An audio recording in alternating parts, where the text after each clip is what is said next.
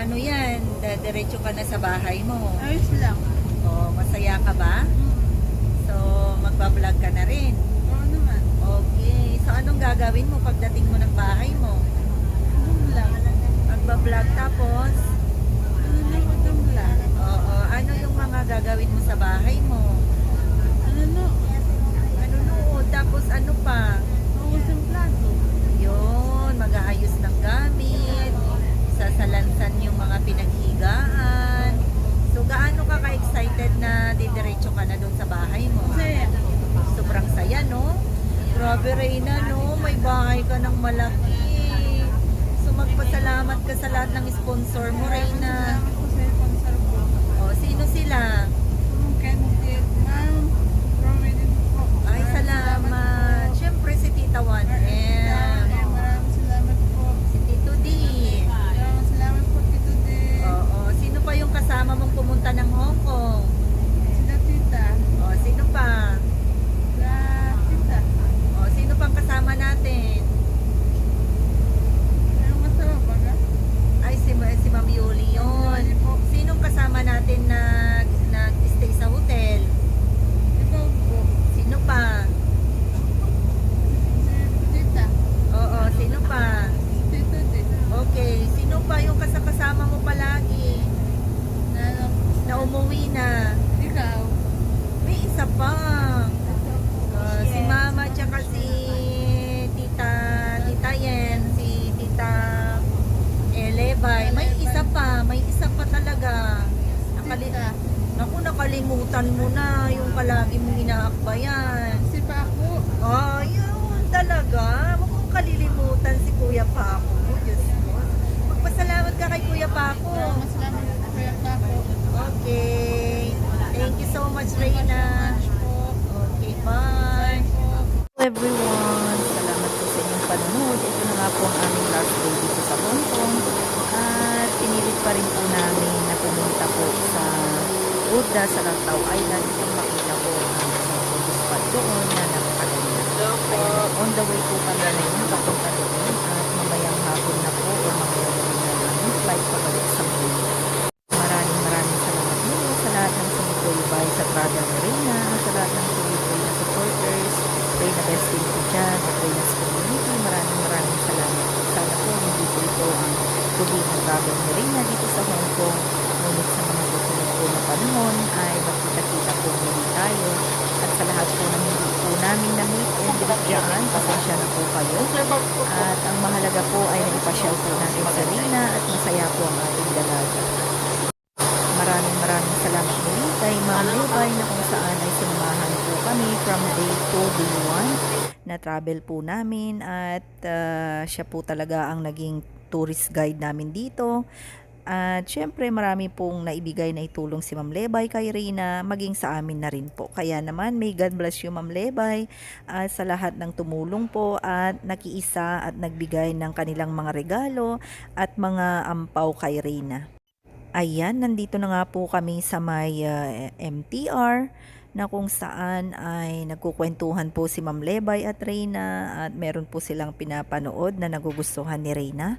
Kaya naman po ay hindi mo po nakita si Reyna o nakitaan na naboring po ang ating dalaga sa aming paglalakbay sa Hong Kong.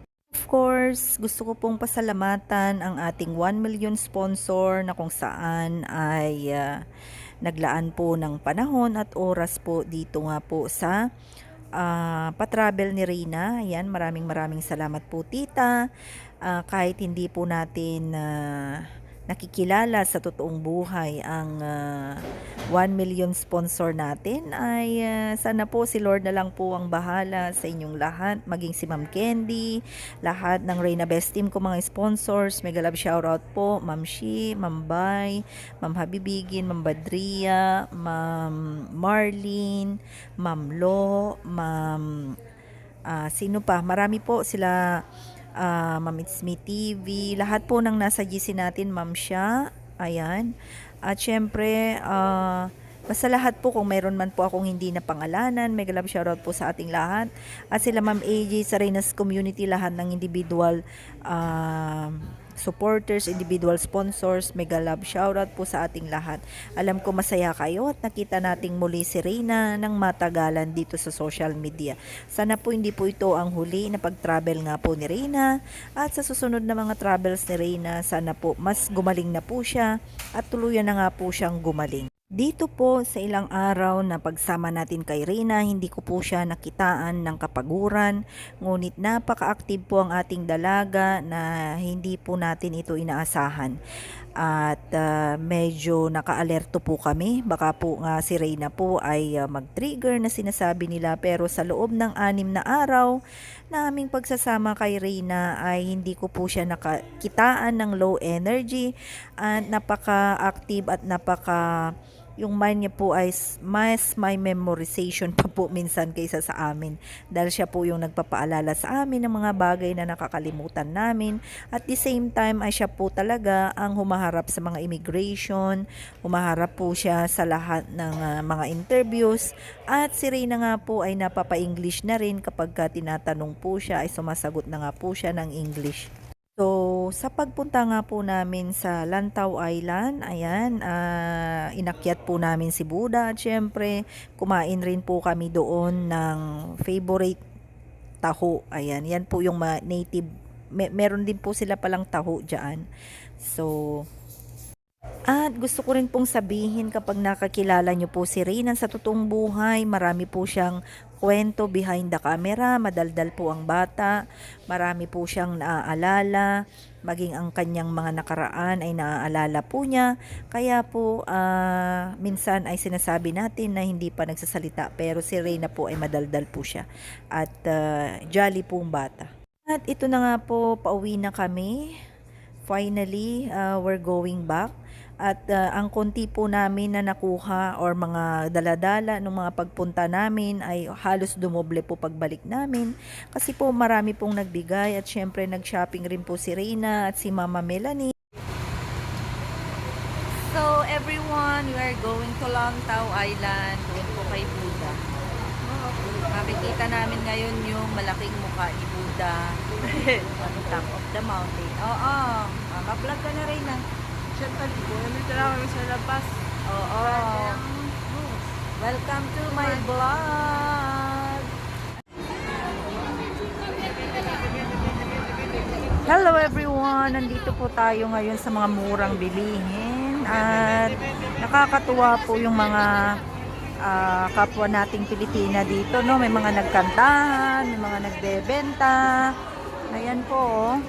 Ayan, ganito po tayo nung nandun tayo sa Pilipinas. Nandito tayo sa Hong Kong. Ayan, yung nakakamiss dito eh, yung may mga kanya-kanya pong kanya-kanya pong pakulo, kanya-kanyang benta, pagkain, mga iba't iba pong branded na mga murang damit, for the price. Ayan. So may mga nagkantahan sila madam doon. At syempre kanya-kanya po talagang bahay dito. So mamaya po yan ay magsiuwian na sila. Ayan, no. Ayan, lahat po dito, napakarami po dito. So si Reyna po ay hinatid na po namin sa bahay kasi pinagkakaguluhan po siya sa daan kapag kasama po namin siya. At ito po, may iminit lang po tayo dito saglit.